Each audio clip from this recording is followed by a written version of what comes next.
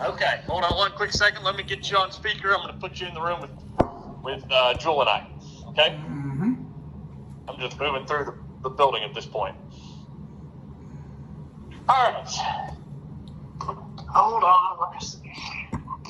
All right, gentlemen. Tim, are you by yourself or are you with Mark? Me and Mark's right here. Hey, I'm here. We're having car problems. What's that? I'm having car problems. I'm a little frustrated. Car problems. Yeah. I tried to call you on your cell phone, Mark, to get a hold of you guys. Oh, man, I just see it there. There you are. Yeah. Okay, cool. You're good. So some news, by the way, and I have not read it yet, but it just came across my listserv, is that they have now applied pledger to diversity cases in the Southern District. Oh, they just applied it to diversity case. Yeah. So saying that the MPLA does not apply in diversity cases. Wow, they're destroying that, aren't they?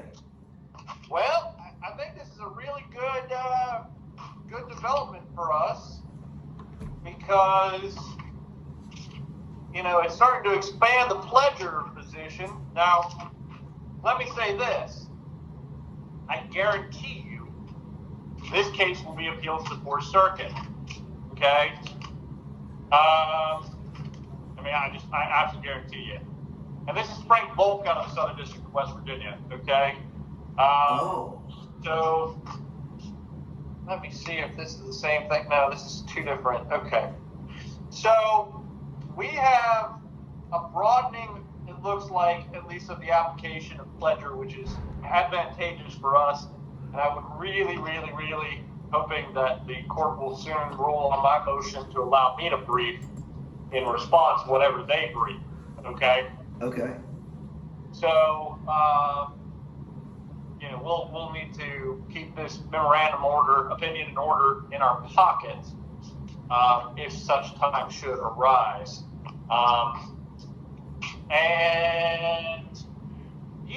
So let's go through this order together from Gina Grow. Okay? Okay. So, Tim, I don't know how much up to speed you are on everything that's happened, and I apologize if I haven't been 110% on keeping you up to date. I've tried to, but there's been a lot of moving pieces in the Northern District on your case.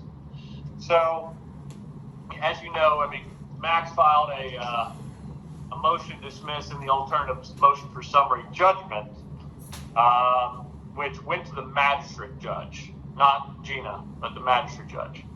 At which time, we obviously, briefed it the other way, and then subsequently, that briefing went on to the magistrate judge. The magistrate judge issued what's called a report and recommendation, which under the rules, basically, anytime there's prisoner litigation, it's reviewed in the Northern District by a magistrate prior to going to district court. As Mark has probably filled you in, the report and recommendation. I understand all that.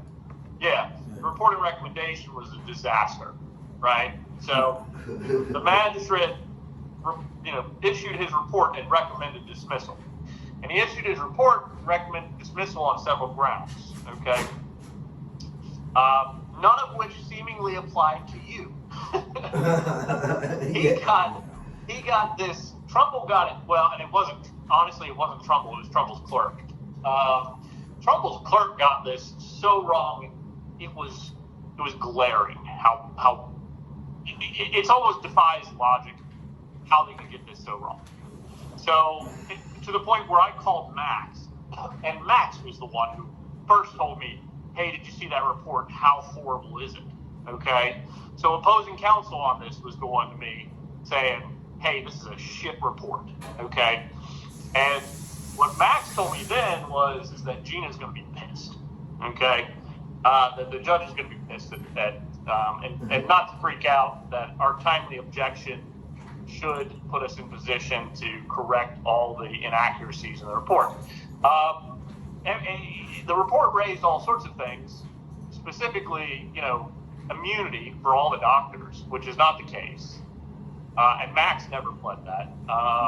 It also said, challenged largely on the basis of plausibility are claims, right? Mm-hmm. It wasn't deliberate indifference because, you went to the doctor. Which it departs not only with reality in the sense that, Max never made those arguments or raised those arguments as the recommendation or report said, but also departs from well-settled points of law. So, we filed timely objection on all pieces, pertinent pieces. We let Dib go, right? I mean, that's something we all knew from the outset, that Dib was a PHS employee, enjoys absolute immunity, and we didn't really put a fight. We kind of conceded that point because by necessity had to. So surprisingly, Gina, decided to not only not adopt the report and recommendation, but outright dismiss all the arguments of the defendants, okay, except to Dib, right? So Kim here, and do you guys have a copy of this order? Yes. Okay. And I think, you can go through it. I mean, they talk about the timeliness of the service, right? That's properly effectuated. No problems there. Next is that Dangwa enjoys absolute immunity, which is plaintiff correctly points out, and even the defendants filed a response acknowledging that there is no evidence that shows that Dangwa is a public health service employee. Right. So that really quickly was disposed of. The court does not find the plaintiff acknowledged defendant Schaefer as a PHS employee based on plaintiff's identification, et cetera, working and it goes in, so Schaefer's not a PSH employee. And that's kind of the gist of that section, right? So, now, Dib, as you see right there, defendant's motion to dismiss is granted as to Marwin Dib, okay? Again, we conceded that point. Turning to the defendant's motion to dismiss. So here's where she turns. She's not ruling on the summary judgment, okay? She's purely basing this as a motion to dismiss. And I'm sure, Tim, that Mark's probably explained to you until you blew in the face what the difference between a motion to dismiss and a motion for summary judgment is. But just one more time, a motion to dismiss only asks whether on the face of the complaint there's a plausible claim made, right? Did we bring enough, to prove negligence? Did we plead enough to bring negligence? It doesn't weigh in on any of the evidence. Now, a motion for summary judgment, if granted, would, okay?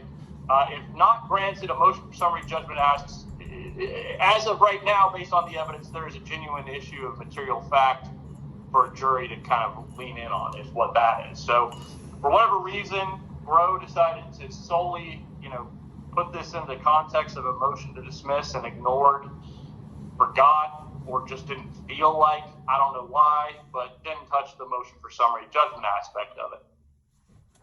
So the first argument is the PLRA argument, that you failed to exhaust your administrative remedies. Again, that does not apply to you. Judge agreed. Next, argue that the Bivens claims failed because they cannot show that the BOP defendants acted with deliberate indifference or violated his constitutional rights. So this is the BOP defendants, right? So that's Dangwa and Schaefer.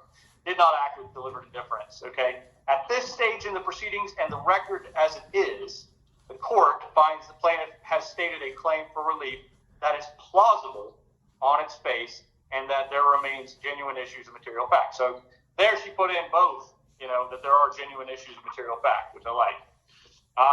Defendants contend that because plaintiff was frequently referred to various or visited various doctors and was already suffering from ailments upon arriving at BOP custody, he cannot establish deliberate indifference. The plaintiff could be seen daily by a doctor who does nothing to help him and would clearly present a viable deliberate indifference claim. Okay, so basically, if you go to the doctor 100 times, you're sick and they do nothing to help you, that's still deliberate indifference. It doesn't matter that you actually visited a doctor. It's not mutually exclusive. Plaintiff concedes that you suffered from various ailments prior to entering BOP custody, but he argues that his condition significantly worsened, which evinces deliberate indifference to his medical conditions. Nothing in the defendant's motion conclusively disproves or